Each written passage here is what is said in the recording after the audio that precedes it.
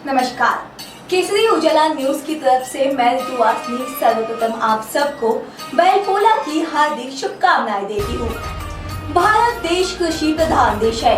यहाँ कृषि को अच्छा बनाने में मवेशियों का भी विशेष योगदान होता है। भारत देश में इन मवेशियों की पूजा की जाती है। पोला का त्योहार उन्हीं में से एक है, जिस दिन किसान बैलों की पूजा करते हैं। ये पोला का त्योहार महाराष्ट्र में बड़े ही धूमधाम से मनाया जाता है।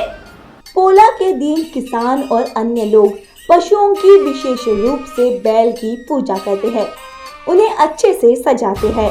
पोला को बैल पोला भी कहा जाता है। महाराष्ट्र में पोला 2 दिन तक मनाया जाता है। अमावस्या के दिन बड़ा पोला मनाया जाता है। इस दिन वास्तविक बैलों की पूजा करते हैं।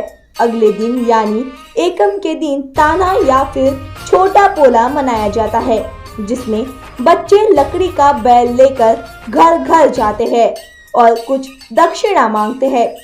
पोला का त्योहार भादो माह की अमावस्या को, जिसे पिठोरी अमावस्या भी कहते हैं, उस दिन मनाया जाता है। ये अगस्त सितंबर महीने में आता है। इस वर्ष 27 अगस्त को ये मनाया जा रहा है। महाराष्ट्र में इस त्योहार को बड़ी ही धूमधाम से मनाते हैं। विशेष तौर पर विदर्भ क्षेत्र में इसकी बड़ी ही धूम रहती है। पर क्या आप जानते हैं कि खेती में उपयोग में लाए जाने वाले बैल की पूजा करने वाले इस दिन को पोला ही क्यों कहा जाता है? नहीं जानते तो चलिए जानते हैं। विष्णु भगवान जब कान्हा के रूप में धरती में आए थे, जिसे कृष्ण जन्माष्टमी के रूप से मनाया जाता है, तब जन्म से ही उनके कंस मामा उनकी जान के दुश्मन बने हुए थे। कान्हा जब छोटे थे और वासुदेव यशोदा के यहाँ रहते थे, तब कंस ने कई बार कई असुरों को उन्हें मारने भेजा था। एक बार कंस ने पोलासुर नामक असुर को भेजा था। इसे भी कृष्ण ने अपनी लीला के चलते मार दिया था और सबको अचंभित कर दिया था। वो दिन भादो माह की अमावस्या का दिन था। इस दिन से इसे पोला कहा जाने लगा। ये दिन बच्चों का दिन कहा जाता है।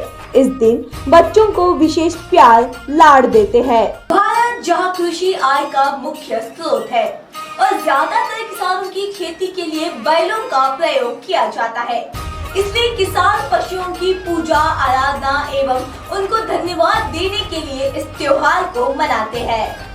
महाराष्ट्र में खेती का बहुत महत्व है और पोला त्योहार बड़ी ही धूमधाम से मनाया जाता है। बैलों को नहला धुलाकर सजाया जाता है और उन्हें पूरा आराम दिया जाता है। बैलों को भगवान मानने वाले किसान बैलों की हल्दी और गर्म पानी से सिकाई करते हैं और उनकी इस दिन पूजा की जाती है। संध्या के समय परिवार के मुखिया द्वारा बैलों से अनुरोध किया जाता है कि आज आवतन घ्या, उद्या जेवायला या, मतलब आज निमंत्रण लीजिए और कल भोजन के लिए आइए। ऐसा बोलकर बैलों को भोजन का निमंत्रण दिया जाता है और भोजन में पुरनपोली, कढ़ी, मूंग दाल के बड़े, करंजी और चावल बनाया जाता है। शरीयत लागली रामा शरीयत लागली।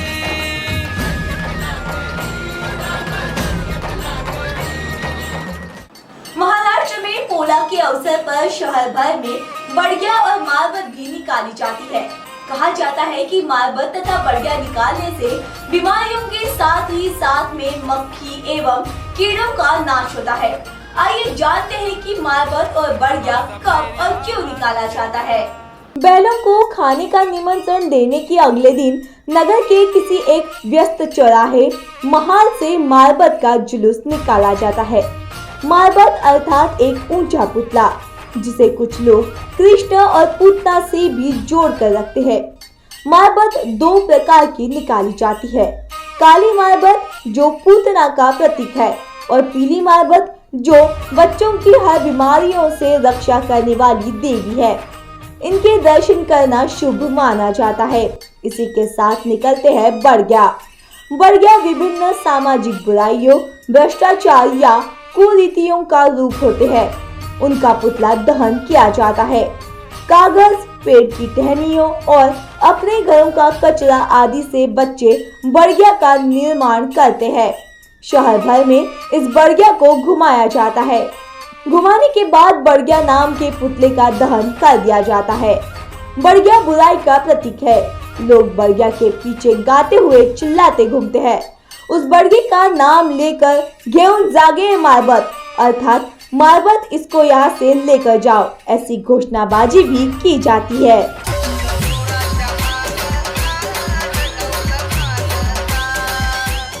पोला दो तरह से मनाया जाता है, बड़ा पोला एवं छोटा पोला।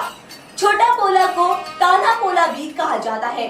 बड़ा पोला में बैल को सजाकर उसकी पूजा की जाती है, जबकि छोटा पोला में बच्चे खिलौने के बैल या घोड़े को मोहल्ले पड़ोस में घर घर ले जाते हैं और फिर कुछ पैसे या गिफ्ट उन्हें दिए जाते हैं। तो चलिए आपको बताते हैं कि महाराष्ट्र में पोला कैसे मनाया जाता है। पोला के पहले दिन किसान अपनी बैलों के गले एवं मुंह से रस्सी निकाल देते हैं। इसके बाद उन्हें हल्दी, बेसन का लेप लगाते हैं। तेल से उनकी मालिश की जाती है। इसके बाद उन्हें गर्म पानी से अच्छे से नहलाया जाता है। अगर पास में नदी, तालाब होता है तो उन्हें वहां ले जाकर नहलाया जाता है। इसके बाद उन्हें बाजरा से बनी हुई खिचड़ी खिलाई जाती है। इसके बाद बैलों को अच्छे से सजाया जाता है। उनकी सींग को रंग किया जाता है। उन्हें रंग बिरंगी कपड़े यानी कि झूल पहनाई जाती है। तरह तरह के जेवर, फूलों की माला उनको पहनाते हैं। उसे शाल भी उड़ाते हैं। इन सब के साथ साथ घर परिवार के सभी लोग नाच गाना करते रहते हैं। इस दिन का मुख्य उद्देश्य ये है कि बैलों के सींग में बंधी पुरानी रस्सी को बदलकर नए तरीके से बांधा जाता है। गांव के सभी लोग एक जगह इकट्ठे होते हैं और अपने अपने पशुओं को सजा कर लाते हैं। इस दिन सबको अपनी बैलों को दिखाने का मौका मिलता है। फिर इन सब की पूजा करके पूरे गांव में ढोल नगाड़े के साथ इनका जुलूस निकाला जाता है। इस दिन घर में विशेष तरह के पकवान बनते हैं। इस दिन पूरन पोली, गुजिया, वेजिटेबल करी एवं 5 तरह की सब्जी मिलाकर मिक्स सब्जी बनाई जाती है। कई किसान इस दिन से अपनी अगली खेती की शुरुआत करते हैं। कई जगह इस दिन मेले भी लगाए जाते हैं। यहाँ तरह तरह की प्रतियोगिताएं भी आयोजित की जाती है, जैसे वॉलीबॉल, रेसलिंग, कबड्डी, खो खो आदि रेसलिंग यहाँ पर लगाई जाती है। इस तरह से महाराष्ट्र में बड़े ही धूमधाम से बैलों की पूजा करने वाला त्योहार बैल पोला मनाया जाता है।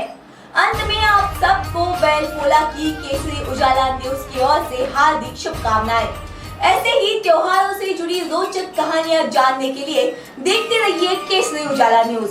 फिर मिलेंगे ऐसे ही त्योहार से जुड़ी रोचक कहानी के साथ। तब तक के लिए मुझे यानी ऋतु वासनिक को दीजिए इजाजत और फिर एक बार बैल पोला की आप सबको हार्दिक शुभकामनाएं।